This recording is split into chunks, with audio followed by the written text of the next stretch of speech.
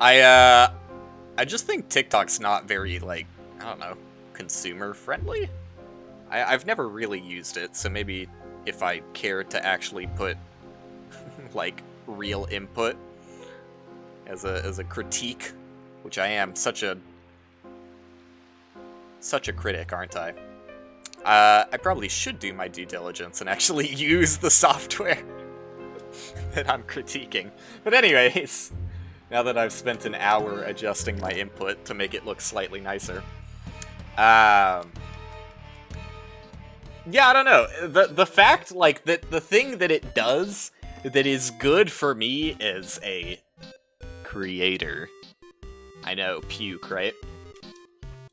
It seems pretty, like, not like something I would enjoy as a consumer. Like, I don't know, I guess it's just the kind of platform is entirely different. And I am not the kind of person the platform is for, apparently. But basically what it does is, unlike YouTube, where you actually have to go out of your way to, like, select a video that you want to watch, for those who don't know how TikTok works, I don't know who I'm talking to that doesn't, but it, like, you will follow people, and they'll just, like, you don't have multiple different feeds or anything. You can go to people you follow's profiles directly and watch their TikToks that way. But pretty much the way everyone does it is they just go to, like, their main feed.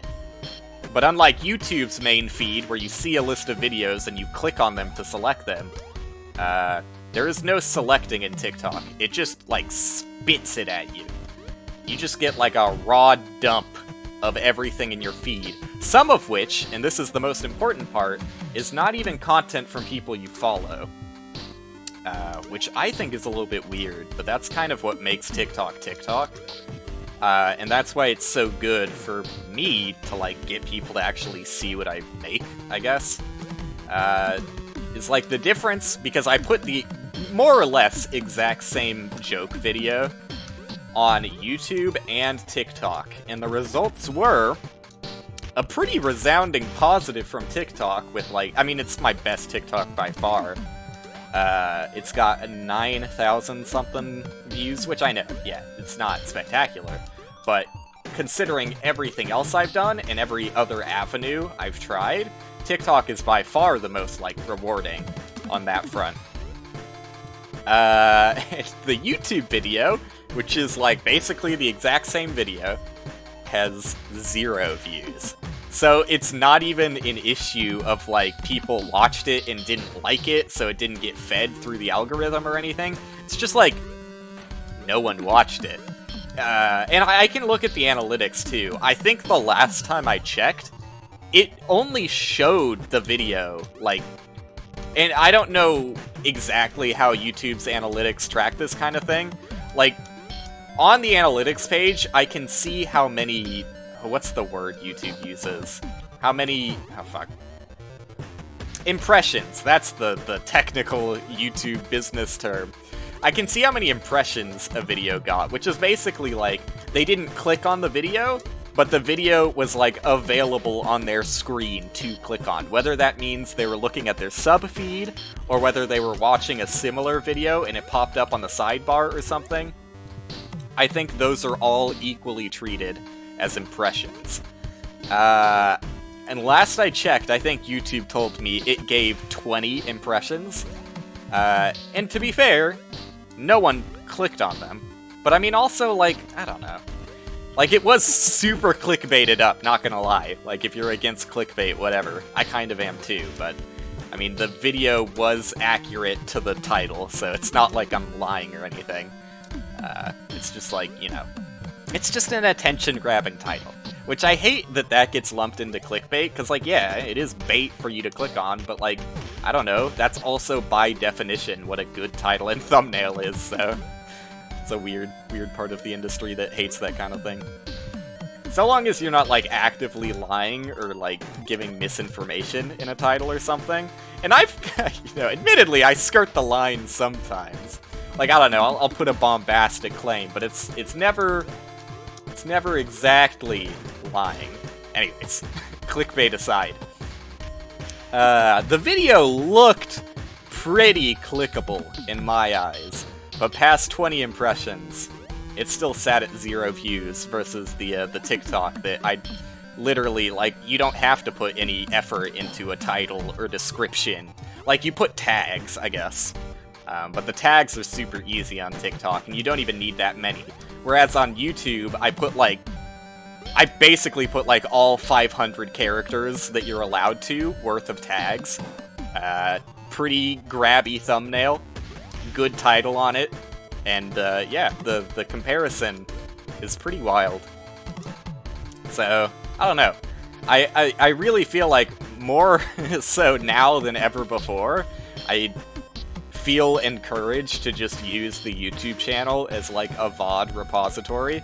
Like, it's fun to make highlight videos every now and then. But they're just not worth it. Like, no one sees them. So it feels like wasted effort. Just because YouTube is not really a great platform for, like, showing new people new things, basically. It's a very stagnant environment where, like, I don't know, it feels impossible to break through. Whereas TikTok, like, you really don't have to try at all. Okay, so, like, here's the other metric that's worth noting. Is, like, on average, my worst videos on YouTube just have 0 views, so they sit at 0 forever. I mean, technically, they say 1. Like, you'll see a lot of my YouTube videos say 1 view, but that's just me going into the video so I can pick out a good screenshot for a thumbnail most of the time. And sometimes I don't have to do that, so there will be 0s in there as well. But anyways, most of my YouTube videos just rot at 0 views. Which is, you know, I'm not, like, upset about it. But, they're VODs, right? Like, most of them are VODs, right? My highlight videos do get some views, but usually because I link them elsewhere. It's not actually views from YouTube, and I can see those analytics as well. Like, YouTube does give you more impressions if you get a lot of views externally, but I don't know, that doesn't really result in more clicks, honestly. Not at the level I'm at. Like, 20 views is not going to make a big difference between 0 views. So yeah, most of my videos sit at 0 views. Where if you look at my TikTok, like, I've got some not great TikToks, honestly. But even the bad ones, minimum, have like 170 views. And that's such a huge difference, like, minimum getting 170 people to see something, and it's, people could watch it more than once, I guess, which skews the numbers from views to amount of people viewed. I don't think there's any analytics where I can see how many people someone viewed something on TikTok. But safe to say that for a lot of them, especially the bad ones, people are probably only going to view them once. So, like, worst possible scenario, I get 170 views over 0 views. Feels so much more rewarding and worth it to me. There's one exception. I have made one TikTok that only got 4 views, I think, the last time I checked. But honestly, I think just something went wrong with that one. Because when I was uploading it, it also, like, froze up for a bit. Like, when you're uploading a TikTok, it's got, like, a loading bar at the top left corner of the screen. And usually it's a pretty smooth process. But I remember for that one, it kind of didn't take for a bit. So I'm blaming something on the back end for that one. Most of the time, the large average is that I'm gonna get at least like 100 to 200, even if it's a shitty video, which is definitely feels more worth my time. So yeah, that was great test result. The test results are in. Making YouTube highlight videos when you don't have an already established following, it's probably not a good place to get started. Okay, so here's the thing. I thought it was good when I first started doing it, only because it's better than Twitch. Like, Twitch has the worst discoverability of all, and, I'm part of the problem. Like, I'm not gonna watch someone who's got 0 viewers, truth be told, because I do kind of have a bias towards it that I'm like, oh, well, if you have 0 views, it's probably because you're not good. And I would say, I mean, well, maybe unfairly, but also kind of accurately, given the large number of things, most streamers with 0 viewers do kind of suck. Myself included. Don't be out here thinking that I'm treating myself as some higher being of a 0 viewer Twitch streamer. I fully count myself in that list, and like especially a year ago, I was even worse than I am now. I know, it's hard to believe. But yeah, when I first started doing this, I mean, it does feel a little bit bad that the numbers haven't gone up at all, basically, in this time frame. They've gone up a little bit. I'd say on average I'm hitting like, I don't know, 1 or 2, as opposed to strictly 0 like I used to be.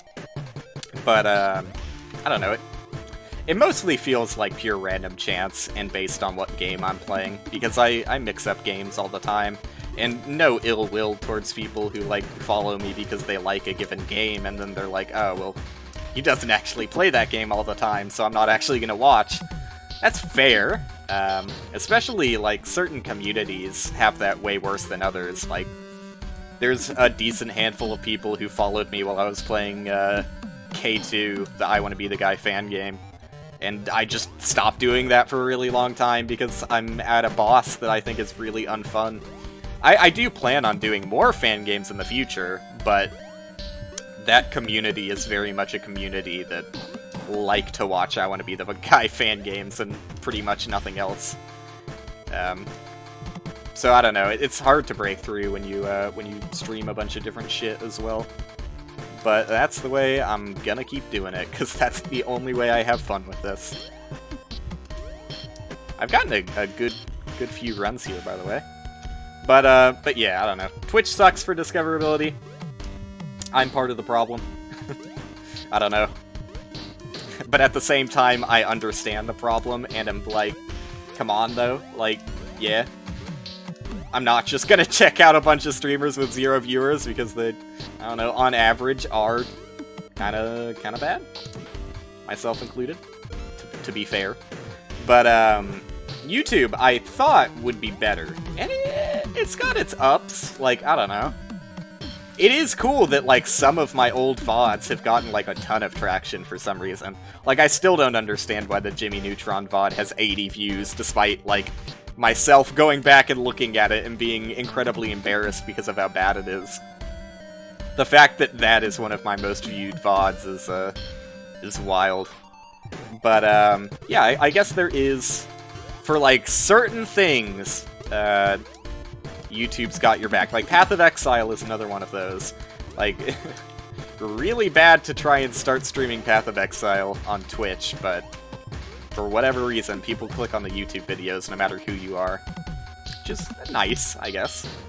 But, yeah, TikTok, you literally just throw anything on the platform, and people watch it whether they want to or not, just as, like, the way the platform works. Which is really fucking weird to me, but it's nice. It's nice that I don't have to try and can get people to see my garbage content. I like it. That's what I'm all about, baby. Low effort, all the time. Reward me for it, please. But, yeah, okay, so that's one topic. There's one other thing, or 2 other things I wanted to talk about. One of them's escaping me. Fuck. I know I wanted to talk about the TikTok. I feel like I had one other... There's like a big topic that controversy. It's probably not that controversial. I don't know, it would upset people. Like, it's just needlessly mean, but I want to talk about it anyways, because it does feel a little bit weird to me. I guess I'm going into that topic and hoping that I remember the other one in the middle of it. I've been seeing a lot of, like, just as, like, someone who makes games. I make games, by the way, haha.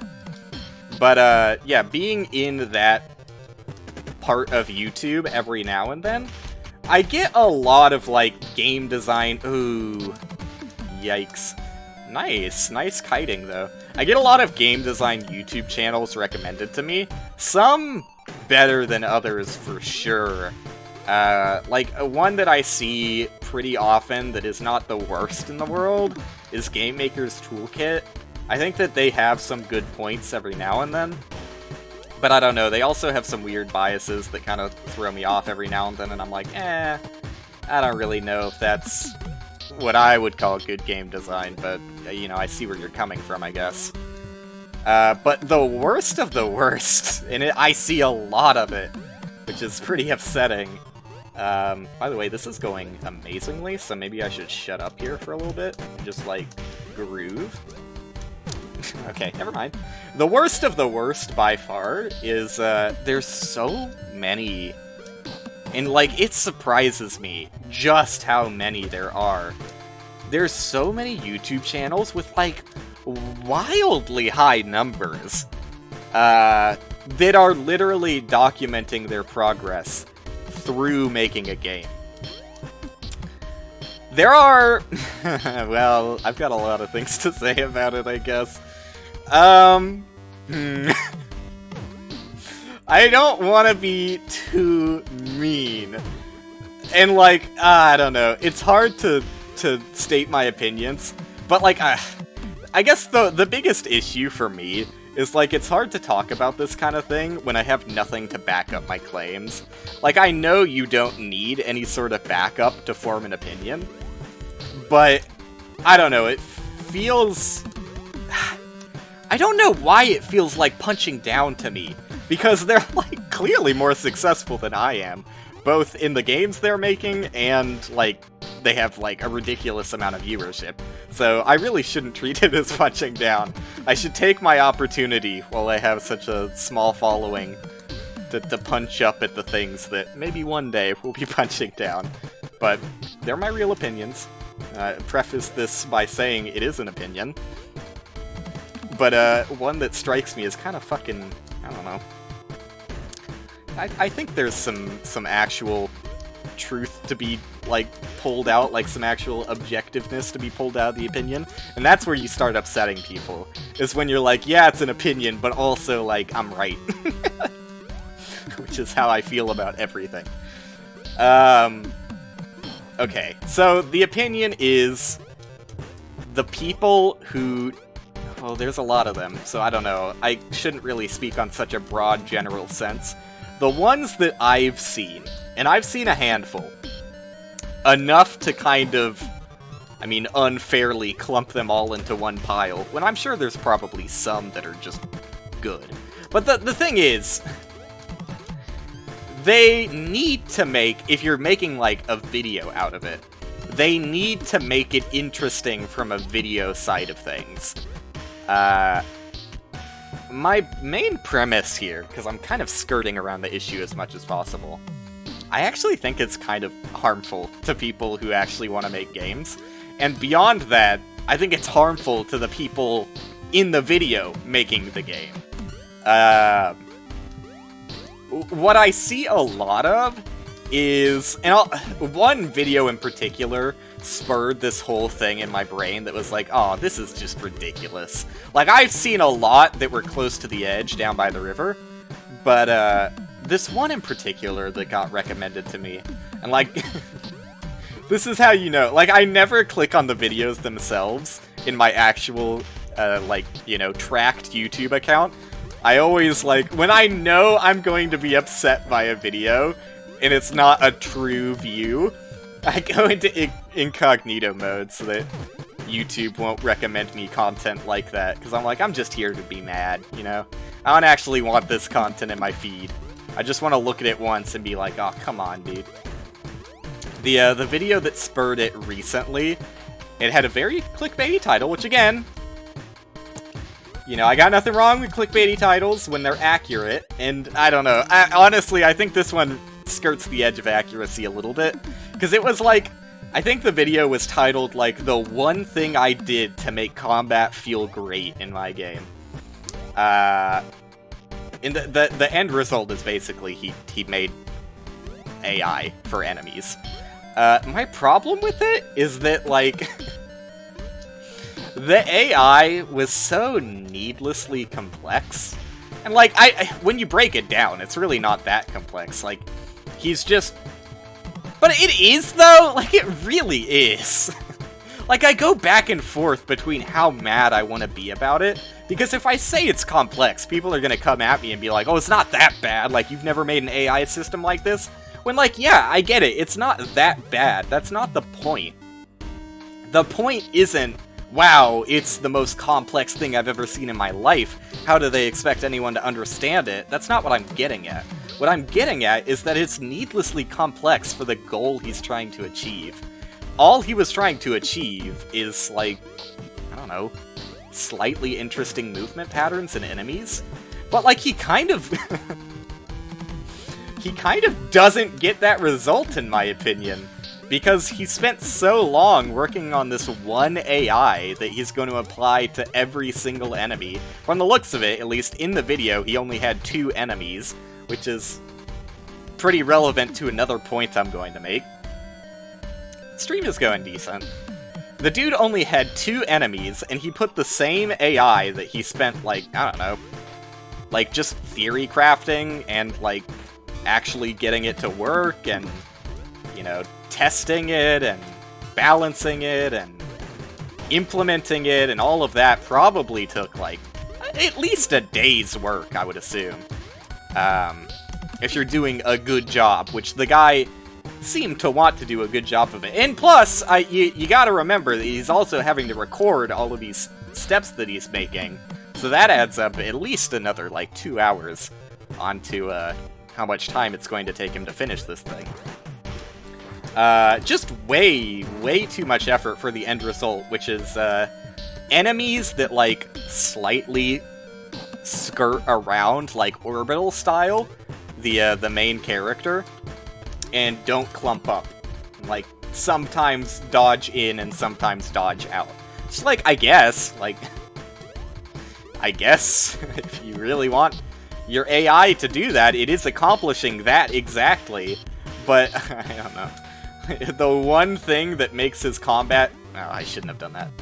The one thing that makes this guy's combat feel amazing in his eyes is the fact that he made one AI that, I don't know, he probably intends on putting on nearly every enemy in his game, of which there are only 2 currently. Seems, there's more important things for combat feel in my eyes. Like, I don't know, but there's plenty of videos that already cover that topic, so here's the thing. The things you need to make an interesting game creation, because it's not all design, it's also, like, he goes into the technical aspects of it. The things required to make a good and interesting game creation video are not the same things that go into creating a good and interesting game. And the main point to drive home is that these people are here to make videos. Like, this guy is not going to profit off of his game. Well, maybe he might prove me wrong. You know? He might prove me wrong. But given the development time, because you have to count that into it, I don't know. The development time would be severely extended due to, like, the amount of crazy, wacky stuff he has to do to make a video. Because, like, you can't just make an interesting... Because, like, okay, here's the thing. A lot of enemies in my Dungeons mode follow the exact same AI principle that Nuclear Throne follows, which is, for the most part, enemies, when idle, there's just a 50% chance that they'll go in a random direction, and a 50% chance that they'll run towards you. That's it. That's the whole AI. That's literally it. You can do extra things to make it more interesting, but, like, the basis of that AI is completely fine. There's nothing wrong with it, it's super functional, and I've got additional AIs too, like, that's just the most basic one that gets used on most enemies. But, yeah, I've got some other AIs thrown in as well, and especially bosses have more interesting AIs, obviously. I don't think you need to waste, like, that much time on the AI of enemies. Because, like, if you watch the video, I'm sure it wouldn't be that hard to find if you typed in what the title was as I described it. It really is way too much to put into the AI. At least for the kind of game it is. Like, I'm not saying, like, yeah, if you're making a fucking Dark Souls-like a 3D Dark Souls-like, you need more complicated AI with, like, actual pathfinding and stuff. He doesn't even have pathfinding in his. That's the thing. Like, it's so complicated without even introducing pathfinding. Like, I guess that's one of the things he wanted to avoid, was strict pathfinding. But, like, really, I don't know. It follows some of the same principles as, like, smart pathfinding, which is, like, there are heuristics involved, and the heuristics kind of evolve as time passes. Like, he has certain weights that get associated by, like, if he was stopped going in a certain direction. But again, like, I don't know why I'm talking about the technical side of it, because I don't even think it's good. I don't think it's good that that much effort was put into something that should take, like, 10 minutes, design-wise and implementation. Especially when you're just prototyping. Like, as he showed the game, it looked incredibly early on. Like, super early stages of development. And there were, like, many things I could pick out that would be, like, way better to work on than the AI of the enemies, but I don't know. Maybe he picked it because he was like, hey, I've got a great idea for a video. And that's what it feels like. It really feels like these people making these videos about game creation do come at it with the perspective of, I've got a great idea for a video, and not, I'm here to make a good game. So I don't know. I guess the harmful side of it, because I did start this out by saying I think it's kind of harmful to people actually wanting to make games. I do feel that way. I feel like for people that have, like, no knowledge of programming, no knowledge of game design, have never made a game or anything game adjacent in their life, are going to kind of find themselves at a detriment watching a video like that. And I really, really, truly believe that. It's really bad, though, because those are the kind of people, the kind of person I just described, never touched game creation, never programmed in their life. Those are the kinds of people who watch these videos on the regular. And they seek the most to lose, which is just a heart-wrenching story, honestly. Okay, I kind of want to focus here, because this is potential. But I'm not going to say it's like a blight on the industry or something, because there are other things that harm the games industry for sure. I've gotten so much better at controlling these fish without even trying. It's beautiful. I love to see it. But yeah, I'm not going to go that far. It's really not that big of a deal. Whenever I see it, it frustrates me, though. Because, like, people are genuinely interested, and people actually, like, you know, a lot of people want to make games that have no experience or knowledge of how to do so. And if someone at that level of, you know, complete zero experience comes at a video like that with the intention of, like, learning good game creation methods, they're really shooting themselves in the foot. Because, like, the videos are entirely constructed for views, basically. Okay, focusing, sorry. I'm in it now.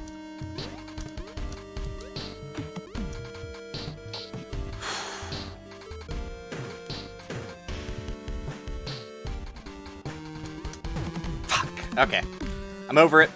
Yeah, the videos are entirely constructed for, like, I don't know. Because, like, people who watch it don't know any better. I feel like the majority of people who actually make games look at videos like that and are like, are you fucking insane? Why are you spending so much time on something like this? Like, your game is never going to be finished if you spend this amount of detail on every little thing that goes into your game. That's just not how games get made. Games are fucking dirty, they're messy, they're quick and easy, so long as it provides, like, adequate results. Like, you can get such, like, a cheaper effect with so much little effort compared to how much effort they went into to get, like, maybe marginally better effects. Like, you could make a similar functioning AI in, like, 30 minutes than the full, like, 8-hour workday he probably spent making that AI and recording it and everything. It's just, like, you can't put that much effort into things that don't matter. Especially when you could achieve similar results with, like, much less time. I've definitely been on the other end of that, though. Like, I've definitely gone way too into detail on things that don't matter before. Like, for example, one of my bosses has these particle effects that are, like, little rocks that orbit around them. Did I need to actually model it to a sine wave and make sure that they actually, like, accurately get bigger and smaller with depth as the sine wave goes around in a circle? No. But it was only like 30 minutes of extra work, and I thought it looked like a little bit nicer. Did it need it? No. It looked fine before. And yeah, I probably wasted a bit of time on it, but it's just like, I don't know. The more you make games, the more you realize that you just don't have the time to waste on that. But again, these people do have the time to waste on that, and that's one of the more harmful things, is that they can get away with it and still be successful because they're making money off of, like, Patreon. They're making money off of, like, monetizing their YouTube videos or live streaming or whatever they're doing. Like, they're making money from the videos and, like, other outlets while they're developing the game. Which, if you're just, like, making a game as a hobbyist, and especially if you make, like, the dumbass decision to, like, quit your job at GameStop or something to make a game, like, God forbid someone do that. You have to realize that you can't spend the same amount of time dedicated to every single minute little task in game development like these YouTubers and Twitch streamers that make games do. They're not making money from the games. They're making money making these videos and streams and stuff. So I feel like it really skews the perception of what is successful time management, I guess. And beyond that, like, I don't know, what is good design in, like, systems? Because I would not say that... I don't know, there's a nice quality to the AI system that... I mean, I don't even think he designed it. I think literally in the video, he's like, I looked up a paper on this or something. But he did implement it, so you could say he did what he wanted with his own. Probably took a little spin on here, adjusted the heuristics specifically to his liking. So yes, it is his AI, and there is some nice qualities to his AI. But not at the cost of spending hours and hours on it. And I see so many people, it's so disheartening to me. So many people in the comments, too, are like, oh my god, you know, I've never made a game, I so desperately want to make a game, thank you for sharing this, these are such useful videos, I can't wait to make a game of my own one day. I'm like, you're fucking harming them. I wonder what the guy himself thinks. I mean, he's probably like, oh, I made someone's day, smiley face. Not really thinking about, I don't know, the downsides about what he's doing. And I don't know, maybe I'm just too cynical on the whole thing. I feel like there's definitely a super cynical tone to this entire conversation on it. But it just feels kind of, I don't know. It also, like, it sets up barriers. Like, I don't know, game creation is really fucking easy. And whenever a bunch of videos like that get super successful and popular, I feel like it really sends home the idea of, like, accidental gatekeeping. Like, making it look like it's much more complicated and difficult than it actually is. I love the JW approach. Like, JW, like, the reason my AI is 50-50 chance of running randomly or running towards you is because JW is, like, super open about his, like, quick and easy, dirty tricks for making good games. And I love it. Like, that's... If you're going to be someone who talks about making games, that's the kind of person you should be, in my opinion. Because games are quick, dirty, easy. Like, you just want to get a product out there. You don't need to do these complicated things to make them fun. It's, yeah. Like, JW, another one of his popular, like, he usually does it on Twitter, another one of his popular Twitter threads was, he showcased, like, one of his favorite ways of creating levels randomly, and it's just literally, like, you start with, like, a home position, you add another home position on top of it, like, just another room, and then you randomly push it, like, the one... Okay, I'm sorry, I'm describing this terribly. You place a room down, that is your starting room. You place another room on top of that, and push the starting room out randomly between, you know, I mean, depends on what your grid is, but assuming it's a square grid, up, down, left, or right. And you just keep doing that, having every room push every room randomly. Of course, adding doorways in between them whenever they're pushed. And, that's... I saw recently someone, like, quote-tweeted, I think, his original tweet, or maybe he, like, retweeted it and then, like, retweeted his own tweet about the subject. But, yeah, someone, like, talked about it, and they were like, I literally just finished my game using the exact same level generation thing that you showed on Twitter, like, 2 years ago. Which is super cool, because it's an incredibly easy technique that doesn't require a full 30-minute video describing how it works. He literally got it across in the scope of, like, 2 tweets or something. Oops. Don't feel safe. So I don't know. I think there's a lot of negatives to it. And I don't mean any ill will towards the people creating these videos, because I do think that, you know, they do mean best. Like, I don't think they're trying to, like, create a gatekeeping environment for game creation or anything. I think it's just kind of a... I don't know, they're just kind of blind, or maybe they don't care about the real implications of what they're doing. Because it's just unrealistic to create a game entirely, like, with the standards that these people making videos do. So, I don't know. It just bugs me. Like, I see it so often. I shouldn't get bothered by it because, like, I don't know. I want to say, like, the this is, like, actually insulting. A lot of the people who watch these kinds of videos probably aren't going to make games.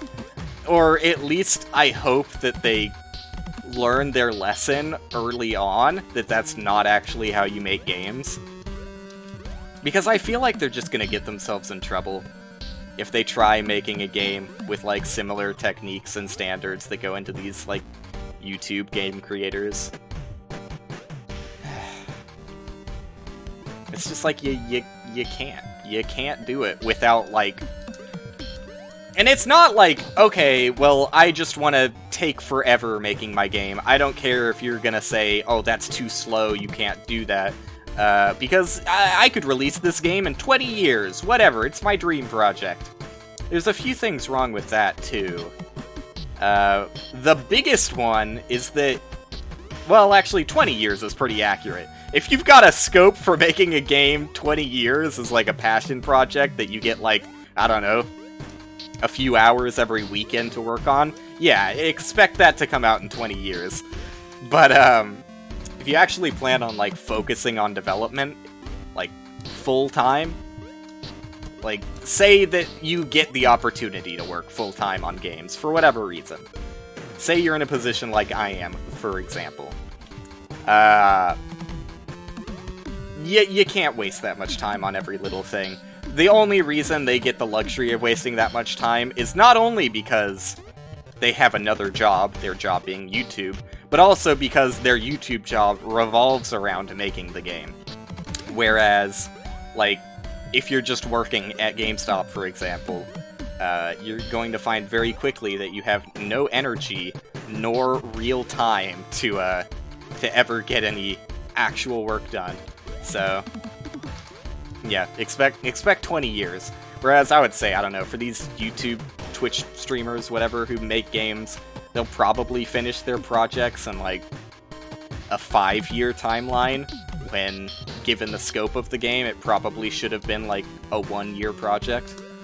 But, I don't know, it's just, games can be made fast, and I really advocate making games fast. I really regret oversizing Bounty Below as much as I did, and turning it into a stupid... like, I don't want to call it a 5-year project, because it's not really a 5-year project. There was a good fair amount of time where I either had no motivation to work on it, or just didn't get a chance to work on it. So, given, like, actual time worked on Bounty Below, it took what should have been, like, a 6 to 8 month project, which is still, honestly, overscoped for what it is, and turned it into, like, a 2-year.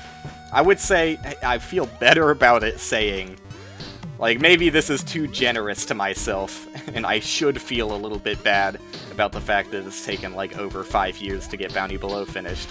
But, as far as, like, actual active development, it does feel more accurately like a 2-year project, with, like, 3 years of not being able to work on it, for one reason or another.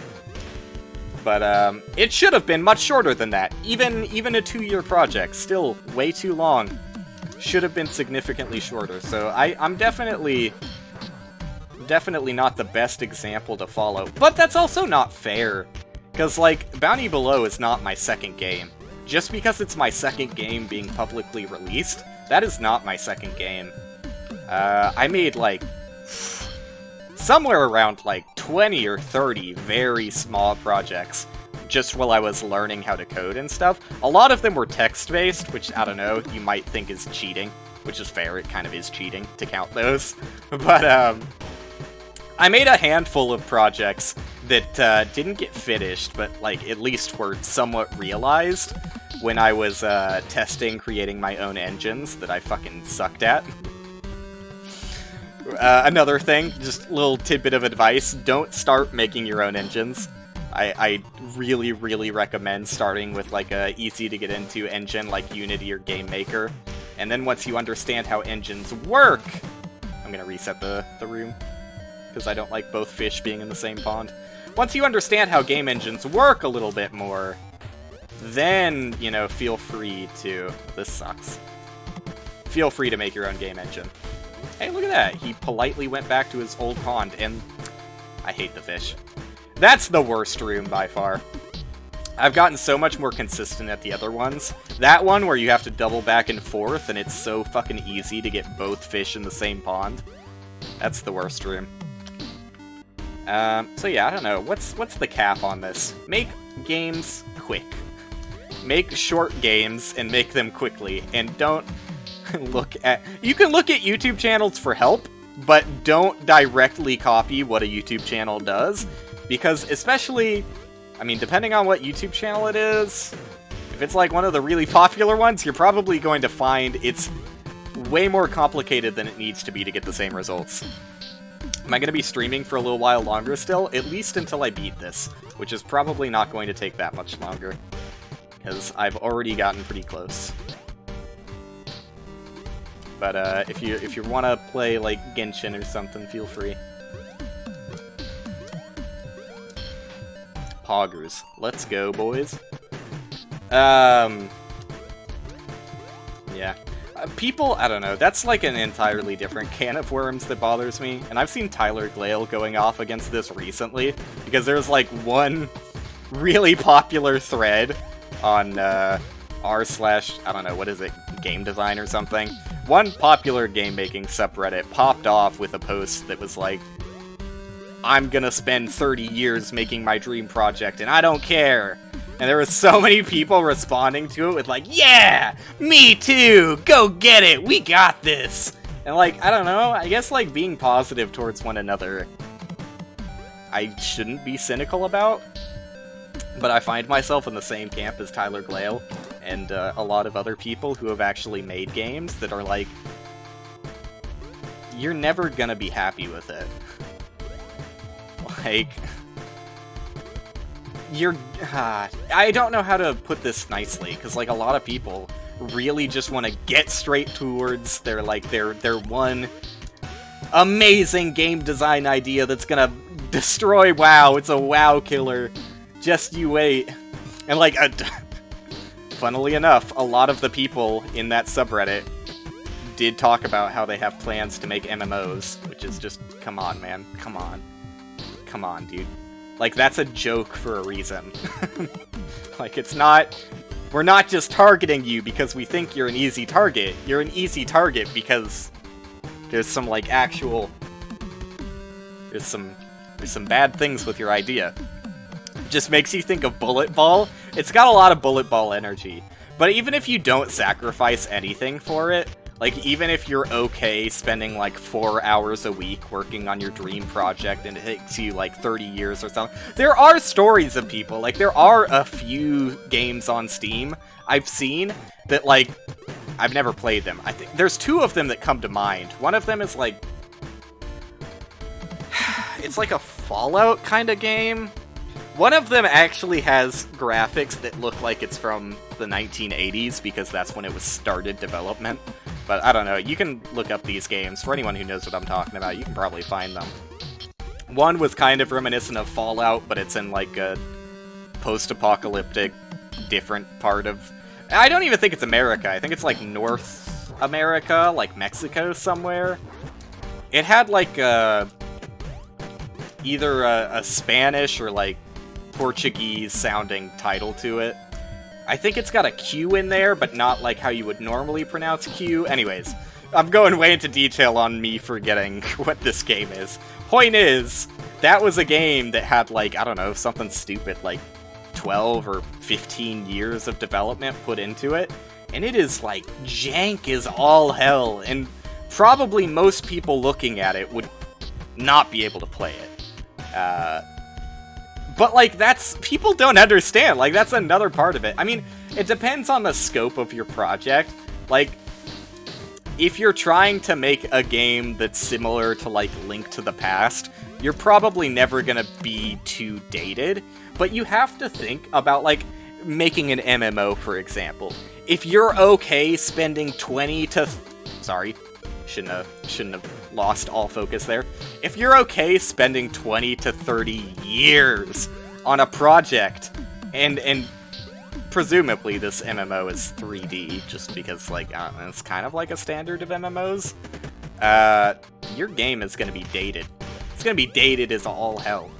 And, like, I don't even know how you expect to make it by yourself. I mean, maybe they plan on... But that's even worse! If you don't plan on making it yourself... I mean, you can't cooperate with someone for 20 or 30 years. Like, if you tried to get someone on your quote-unquote development team, and you told them, yeah, scope for the project is it's probably going to be out somewhere in 2045, they would be like, oh, okay, I'm not working for you then. Because unless you plan on paying them salary, no one's going to be interested in just getting, like, you know, a percentage cut of the end result, right? Like, the game's never gonna come out in most people's eyes. Like, when you tell them I plan on releasing it in 30 years, most people are going to say, oh, okay, so you're never gonna release it then. Or at least, like, you know, someone can't dedicate full or even part-time work when there's no guarantee they'll ever be paid a single cent. So the most likely case scenario is if you're getting assets for this game, you're either using free assets, which is totally fine, or, worst case scenario, you're like, well, I can't hire an artist because I only work on this 4 hours a week, so I have to contract artists whenever I need something. And when you start, like, throwing away parts of your paycheck on this project that will probably inevitably be dropped or abandoned, it gets really, really sad. So that is when it starts to creep towards bullet ball territory. Don't sell your car. Don't sell your wife's wedding ring. You know? Instead, make a lot of really small games, because if you spend 20 to 30 years making your first game, I mean, unless you're going back and reworking a lot of things, you're going to have content in there that you made 20 or 30 years ago and you're probably not going to be satisfied with it. Like, your standards go up. That's just kind of what happens when you get better at doing something. And as a result of that, you make better things. Like, it's a nice relationship that has. But you kind of leap around that relationship by just deciding, oh, I'm going all in on this one thing, and if it's a flop, then whatever, that's my life worth right there. It's a really, really harmful environment to make games in. I don't know. Just make a lot of little baby projects. Things that you could show your significant other, your parents, your friends, and be like, look at this cool thing I made. And they'll probably be blown away. And every single time you make a tiny little game, you'll get a little bit better, and they'll be even more blown away. And you'll feel better and better about making games. But yeah, please don't dedicate like half of your life working on a science-based dragon MMO. For the love of God. We can't keep doing that as a society. I'm glad I just left there. That was a calculated leave. Yeah, I wasn't sure if I should have ducked there. The answer was yes. 100% I should have ducked there. Whew, okay, I'm out of the hard screens. I've gotten so much better at kiting this fish, though. Like, it doesn't scare me nearly as much as it used to. So I guess that's the end of my very cynical game creation topic. I don't know, make small games. Like, don't be afraid to look at YouTube for help. Because when I started out making games, I also looked at YouTube. More so to learn Unity as an engine, because, like, watching someone make a quick little game in Unity just helps you, like, learn, like, where you want to be clicking things. This is, like, a really embarrassing thing that I need to get out there. Because I feel like it'll encourage more people to make games. And I'll take my own embarrassment at the price of getting more people making games. That's totally worthwhile in my eyes. So, literally, when I was learning Unity, I never came across a tutorial that taught me about the resources class. And give me a second here, because I'm kind of in the shit. But just saying that statement alone probably made anyone who knows what I'm talking about, like, facepalm through their skull. Which is rightful. Very rightful of them to do so. Okay, now I actually remember what the screen is. This is the fast one?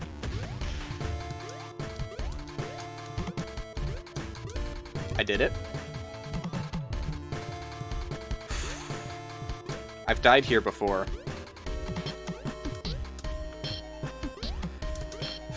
So nervous.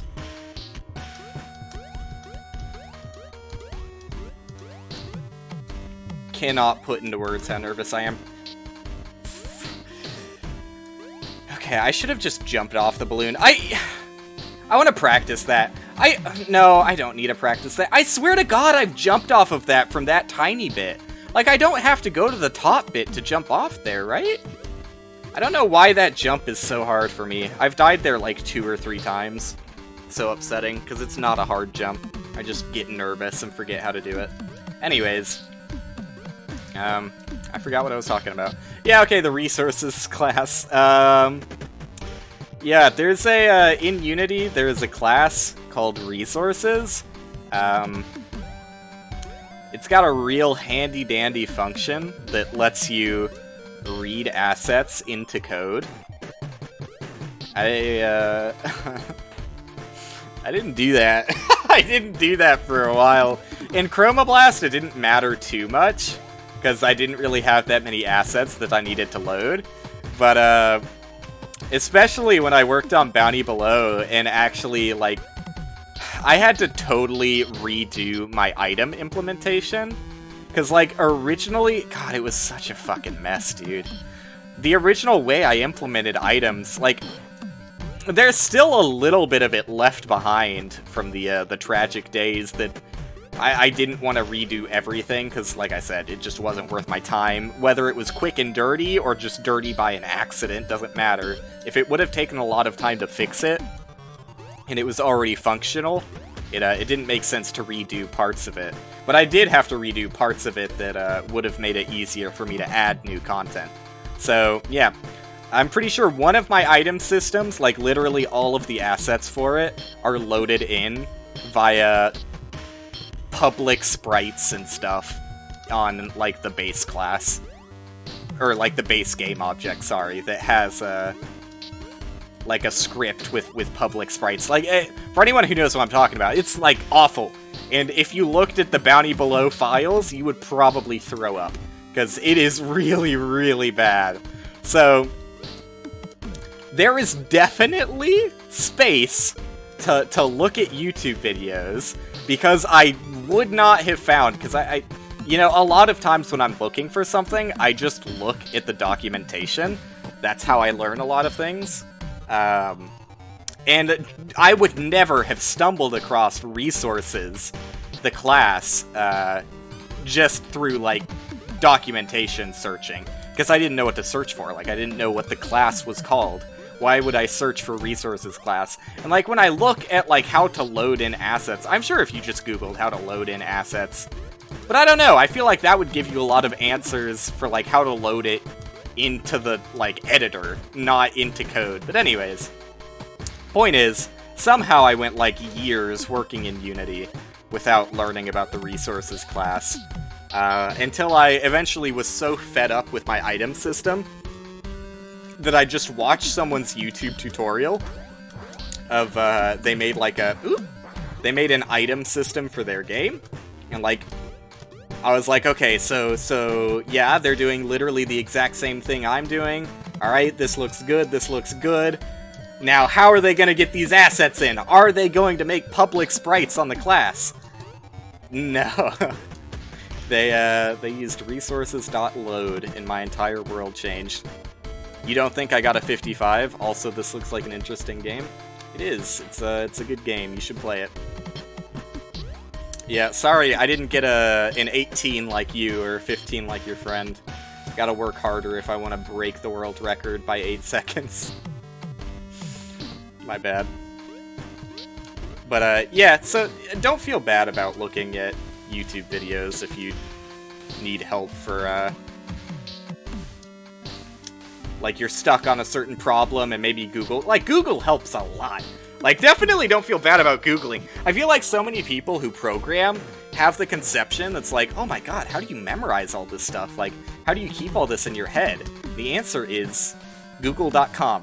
google.com/how do I solve this exact problem I have, and then looking at Stack Overflow until someone gives you the exact answer you need. Like, people make way more of a big deal about programming being difficult, and, like, I don't know, you shouldn't feel bad about Googling things, because, like, especially if you're switching between languages, like a lot of, like, actual jobs force you to do, you know, don't feel bad about having to look up the syntax for how to make a class in C++ over Java or something. Like, there's no reason you should have all of that memorized. It's just, like, pointless information. Like, knowing that stuff is not knowing how to program. Knowing how to program is just, like, understanding, I guess, the abstract mechanisms of it. Like, you know what a class is. You know what polymorphism is. You know how to get, like, a function to apply globally over an entire project.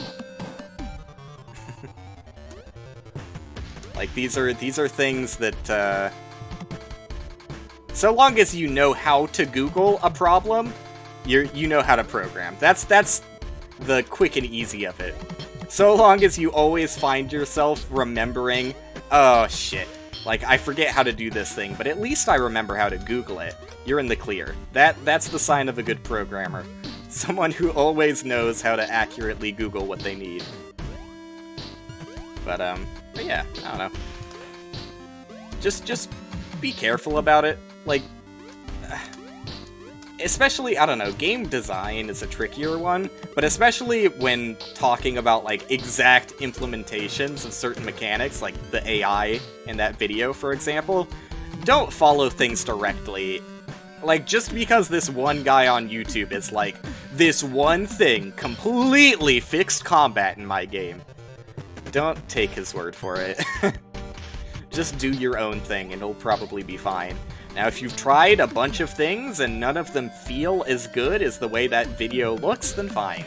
Go ahead and implement the exact same implementation that that guy used, but you don't have to. You're probably better off doing it your own way. You would have more charm that way anyways. Alright, I think I'm done with the that entire conversation. I just need to focus down and smash this dude.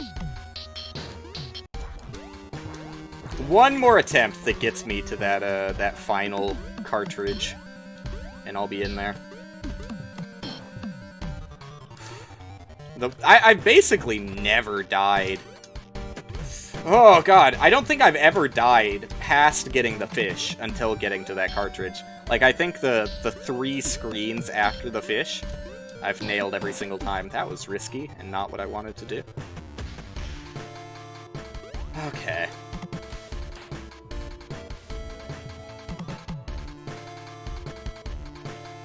This screen's not that bad, I just have to be patient on it and jump at the right time. But I'm always a little bit afraid at jumping at that time, because I'm afraid he's gonna jump into the tube. I guess I could just wait like 2 hours until it falls through the pipe like I did last time I was in that situation. Nope. Yeah, fucking Christ, dude. I guess I should have known that that wasn't going to work, but I thought I could sneak under him fast enough. He just came at me so quickly. Fucking bent it like Beckham. But I'll get there.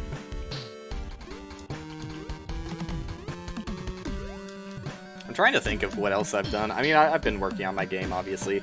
There's nothing else that's made me quite as mad as seeing that video recommended to me, though.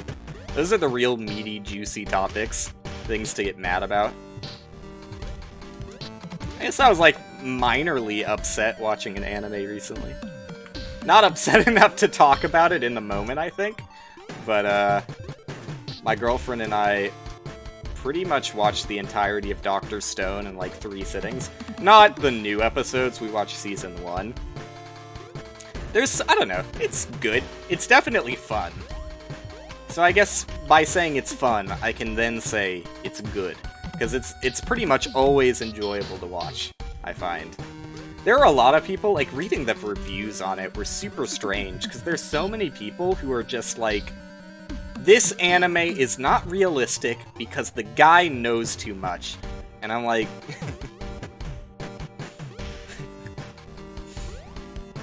like, your entire My Anime list is filled with, magical girls, and you're gonna call out Dr. Stone for not being realistic enough? I don't get it. Like, I guess, I don't know, it's more... it, like, exposes itself to the criticism because it's trying to be, like, you know, I guess a little bit grounded in reality. But, like, it also starts out by every single human on the planet being turned into a rock. So, there's that aspect to it as well. And also, like, the pseudo-chemistry with the nitol being able to, like, restructure the molecules in their body to perfectly, like, heal everything. Like, the anime does not take realism on storm. Like, there's definitely moments where it's just an anime, right? There are many anime things about it. You know, just because you can't believe that this old 80-year-old craftsman could make, like, whatever that vacuum chamber device was that he used for the creation of the vacuum tube. Like, you know, just suspend your disbelief a little bit, alright? Because, like, it's just meant as entertainment. It's not meant to be like, this is a real thing that could really happen. Just you wait. Coming in 2050, everyone will be turned into a rock and we'll all be saved by this one guy. The one that frustrates me the most is just, like, I guess I don't know. It bugs me that people are like, it's unrealistic because how would they make this? And, like, you know, I guess it's a little more understandable in the case that, like, it's, you know, pretty unreasonable that lightning would have made a magnet in the same way showcased in the anime. But, you know, there is, like, reasoning behind it. Like, just because it over-exaggerates it doesn't mean that, like, there is no truth in it.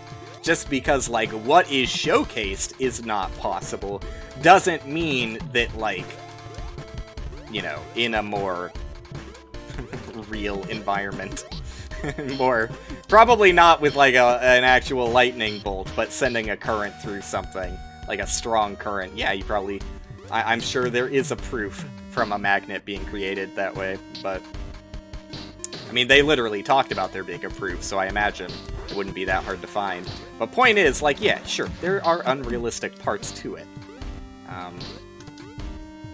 But, like, it's also an anime, brother. It's an anime. Like, it just bugs me that the same people who will say that's unrealistic are going to go back to watching Naruto/Boruto the next day. Be like, this shit sucks, dude! I'm gonna go back to the anime where the ninja turns into a log. Give me that! Give me that shit all day. Alright, now I have to wait for 2 hours. I love this. Oh, good RNG, dude! Yeah, good RNG! Oh, let's fucking go! Blessed. That was maybe the luckiest RNG I've ever seen on that thing. Very cool. But, there is one thing that actually bugged me in the show. So I've talked about what bugged me about the people leaving reviews on the show. Now to give my only real complaint. My only real complaint is that it felt very strange that, Senku was, like, so admirable towards, Edison. Like, if that's really my only complaint for the show, I don't really have that much to complain about. But it did feel very weird, and, like, I don't care if the show is unrealistic at times, but when it breaks its own principles, that's where it felt weird to me. Because its principles, wow, that was the stupidest death yet. Its principles seem to be, like, we don't care how, you know, accurate certain things are displayed in the show, so long as, like, there is a scientific proof to, like, you know, at least somewhat the methods that we're using. Like, you could relate it to the methods we're using. Stretch it a little bit, and it's maybe a little bit slightly believable. That's fine. But, yeah, they wanted to pull from reality when talking about, you know, I don't know. I guess they wanted to pull from reality at certain moments, and one of the moments where they really seem to be pulling from reality just hit me with whiplash that they chose Edison. And, I mean, there are a lot of people attributed towards making the first incandescent bulb, but, yeah, Edison, pretty much everyone agrees. But I don't know, it's also a weird cultural thing, because, like, I don't know, maybe it's not as common knowledge in, like, Japan, or, like, the East as a whole, that pretty much everyone regards Edison as, like, not a real inventor, and kind of just a scam artist who stole things from people. But, yeah, I don't know. That's the one thing that stood out as kind of strange. But maybe there's reasoning behind it. I mean, for a long time, it's just what people were taught, is that, yeah, Edison made the light bulb, but, I mean, not only were light bulbs created well before Edison, but, he's not even the one who created the bulb to his name, so, it's a weird one. It's like the one shocking moment from the anime that I was like, oh, they couldn't. You know another thing that I found weird? Why is sorry, I was gonna say why is Japanese. I mean, yeah, I guess as a language, that is correct. But I wanted to say why is Japan so weird with puns. Like, I don't understand how Ishinohi is a pun. Like, that one's super weird to me. It's been a while since I did Japanese. I know I need to get back on it. Like, I feel bad about neglecting it for so long. But, I think it's Ishigatsu, not Ishigetsu. If I'm wrong and it's Ishigetsu, then my bad. But I think it's Ishigatsu is, like, the formal name for what we call January. It's just the first month. But yeah, so Ishigatsu combined with, or sorry, Ichi! Why am I saying Ishi? They're fucking with me, dude. It is a pun. Ichigatsu. Combined with Shi, which is not even how most people say for. Like, most people say for because Shi is, like, also how you pronounce death. The kanji for death. So most people use the, kunyomi reading. Kunyomi, yeah, kunyomi is... Sorry. It's... numbers are weird, because, like, typically when you see a kanji by itself, you use the kunyomi reading, except for numbers, which use the onyomi reading by default. So yeah, I don't know what I said. I feel like I'm talking backwards at this point. Shi is what's supposed to be the onyomi reading. So normally that's how you would pronounce the number, but people don't generally pronounce 4 as Shi. They pronounce it as Yon, which is the kunyomi reading. Sorry, I'm cross-eyed. Anyways, the point is, I don't understand, like, the pun is that it's Stone Day, because Ishi is stone. Like, that's just the direct translation, the kunyomi reading for the kanji, Ishi. Stone. Combined with somehow Ichigatsu, but also the 4th day, because of course it's the 4th day. How else are you gonna get Shi mixed in there? The point is, it seems like such a wild stretch for that to be a pun. But it is. Like, my girlfriend asked me when we got to that part in the anime, because spoilers, his birthday is on Stone Day, Ishinohi. And, yeah, my girlfriend saw that, and she was like, is that a pun? I don't know why she asked if it was pun. Honestly, kinda sus. I feel like she knew it was a pun before going into that. But she asked if it was a pun, and I thought about it real long and hard. And I wanted to say no, but the more I thought about it, I was like, I guess. Like, I guess if you really stretch it, it could be a pun. Excuse me? Excuse me. But, yeah, that's a wild one. Who would have thought that, I mean, how are you gonna take an anime seriously when, the dude's name is literally fucking Rock God 1000 Skies? What a sick name, by the way. I wish my name was Rock God 1000 Skies. It'd be awesome. I don't know his dad's first name, but I know his last name is 100 Nights. And I didn't think I knew these kanji. Like, I'm really bad at, relating people's names to kanji. Because, like, most names... I mean, some names are just katakana, but, a lot of Japanese names are kanji.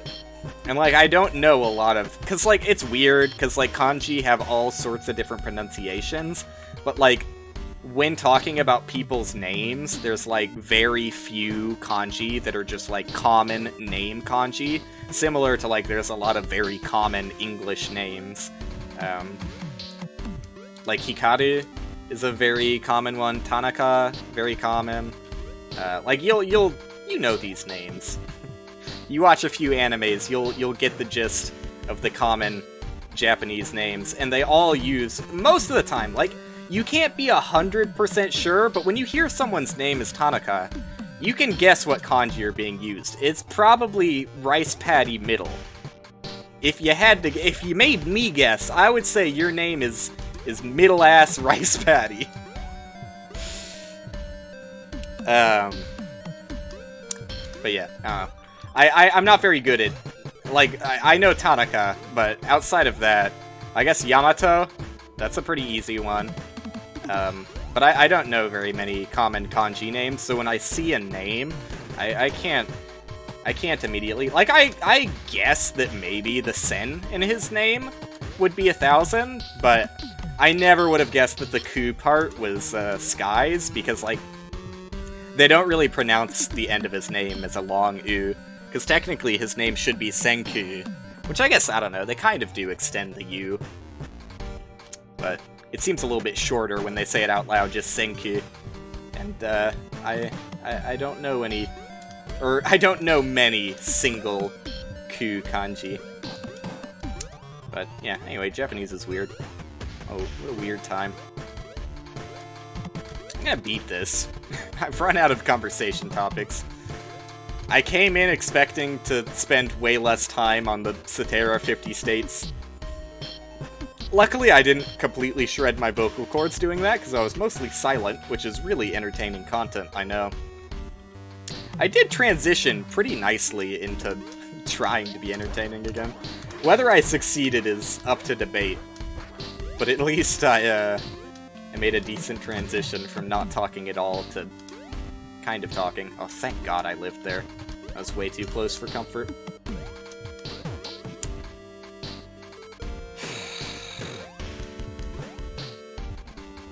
Like, I should be done. That was my attempt. That was my chance at greatness.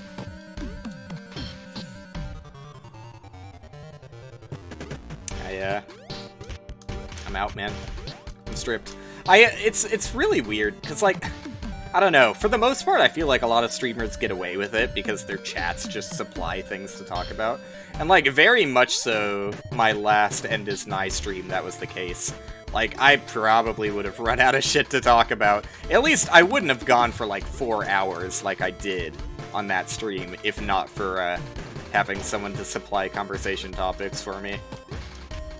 But I feel like, yeah, streamers that are already established have it easy, dude.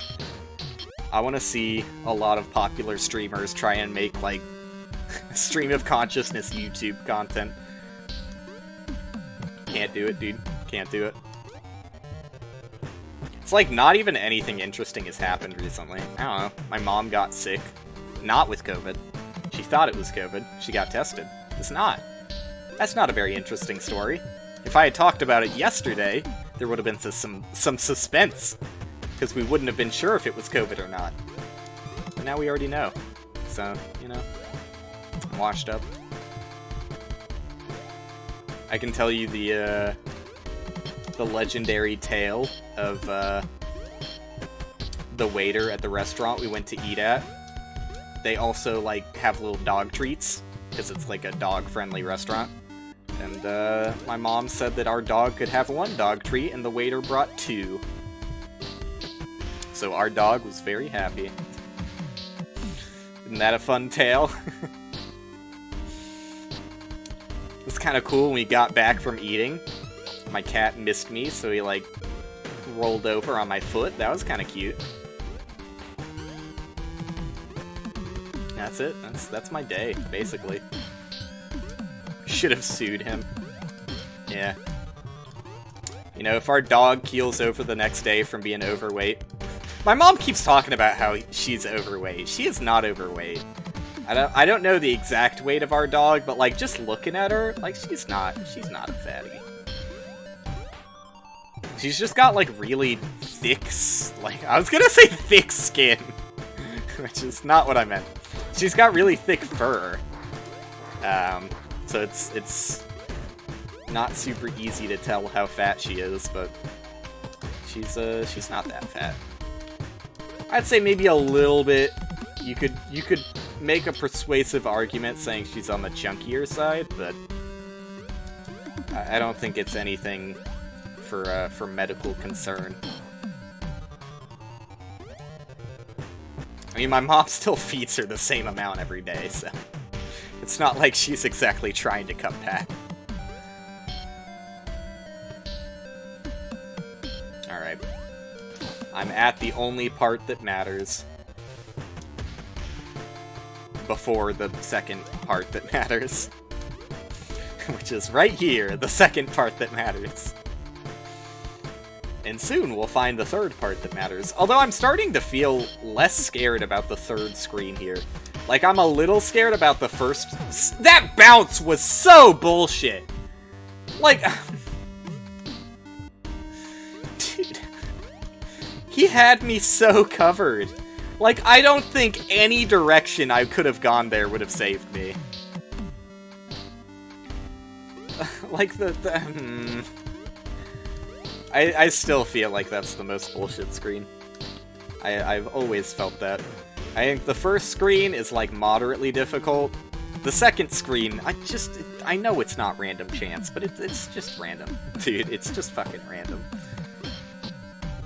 Like, whether or not the AI behaves the exact same way based on your inputs does not make the outcome any less chaotic. Well, I mean, by definition, I guess. Because you can't get more chaotic than pure randomness, but... You know, it's still pretty chaotic.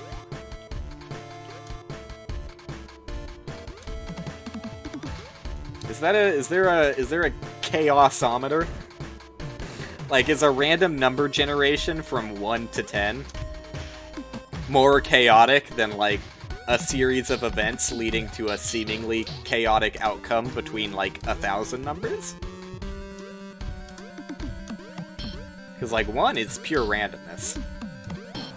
But the other is probably harder to predict, you know?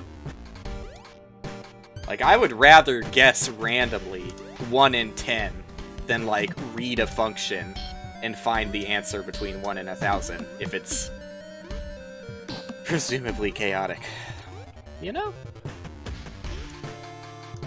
It's like if I had one of those pendulums with 2 arms, and you were gonna stop it at any position around, like, the point that it originates from, and be like, alright, I want you to guess between 4 quadrants.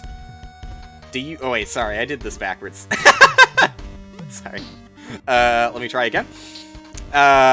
If you had to guess between, you know, anywhere from 1 and 360 degrees from the original pivot point that the pendulum is attached to, I would take my chances on just guessing, like, what quadrant a random number would fall into between 1 and 4. I mean, that's probably something everyone would take, right?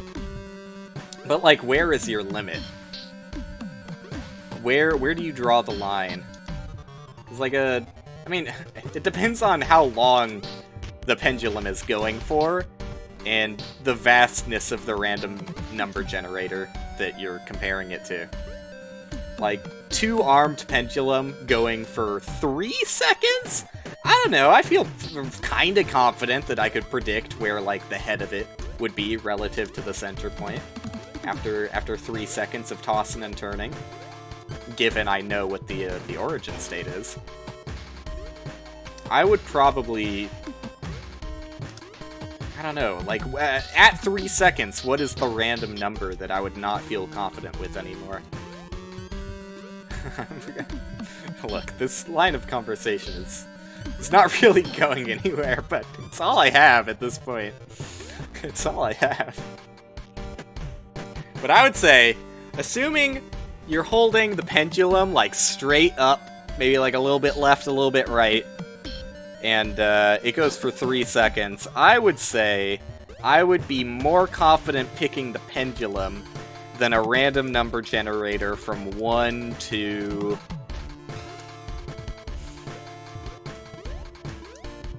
This actually isn't as confident as I thought.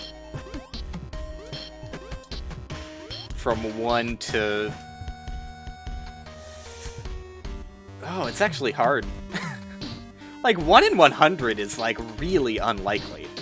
Like, I'm not gonna take those odds over my 3-second pendulum action. But I'm probably, like, way more overconfident in myself than I should be. Yeah, dude, I don't know. Like, I would probably be more confident in the 3 seconds of pendulum action than like, a 1 in 20. Yeah. I think a 1 in 10 would definitely beat me. More times than not. But I think I'm... You know, is there also, like, is that a skill? Is that a learned skill? If I watch enough, like, double-jointed pendulums, to use the proper term, would I eventually get better at predicting the outcome? It's hard to say. I think you would get better, but I think it would still always be difficult. I mean, again, it always depends on how long you're letting the pendulum run for. Because, like, 5 seconds in starts to get, like, absurdly hard to predict. But, like, I don't know. If you go for, like, 30 seconds, I could be pretty confident that it's somewhere towards the bottom. It probably doesn't have that much energy going at that point. Now, it opens up a whole different can of worms. If you start not only talking about just dropping the pendulum, but also just starting with the random momentum, then I think I'm, like, out from the start. I don't think I could predict that with any sort of consistency. Anyways, we're back. There you go. I distracted myself with meaningless conversation long enough to get back to the part that actually matters. Why have I died so much in these screens? Like, I wasn't dying here at all until I talked about the fact that I never died here, and then I started dying here. This screen is always the one that scares me the most. Probably because it's the only hard one. Okay. Anyways, let's do one last focused attempt, and if I really die after this, I think I'm just done for the night. But I should just win. This should be a W, and not the kind that starts wars, haha. I just uploaded that TikTok today. It's, you know, it's middling.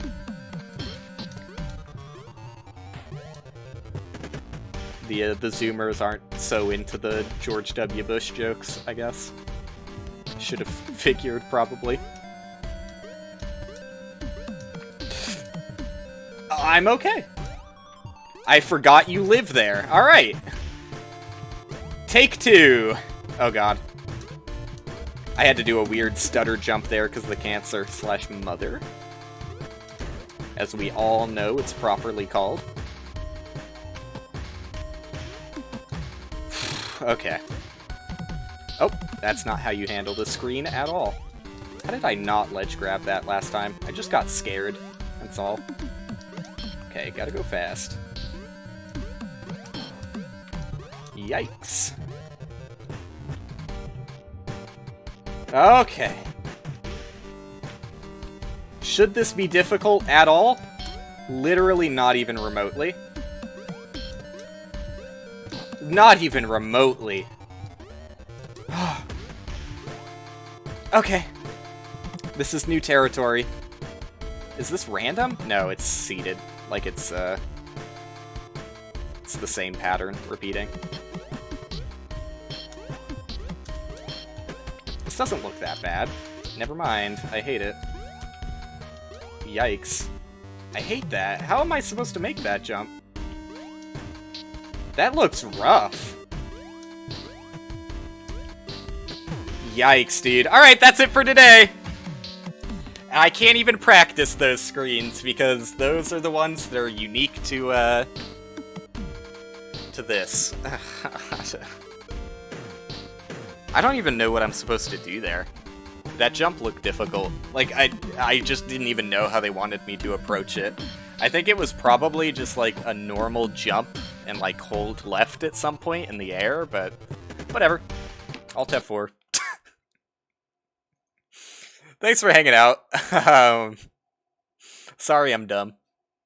I'll be back tomorrow. No more Cetera. Done. Career suicide over. I didn't get 55 seconds, but I can rest my hat on a 56. So yeah, that's gonna do it for today. Probably just gonna come back with End is Nigh, and presumably finish it tomorrow? I've said that every single day since I first started doing it. And then, I'll just say it now. I was gonna keep it secret till I played it, but then I didn't actually end up playing it. I want to play Dyson Sphere Program. I was gonna do it today, but I, kind of ran out of time. So, I got that for tomorrow. That'll be fun. Looks cool. I'm a little bit hesitant towards it because currently it seems like there's no threat, and like my biggest issue with Factorio is the fact that the threat is not challenging enough.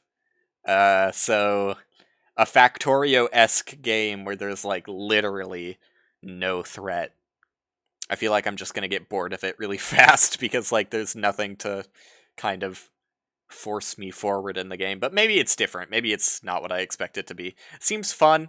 Um, I don't need this ugly ass Christmas green ass red ass. Get this shit out of here. I'll be back tomorrow. Bye.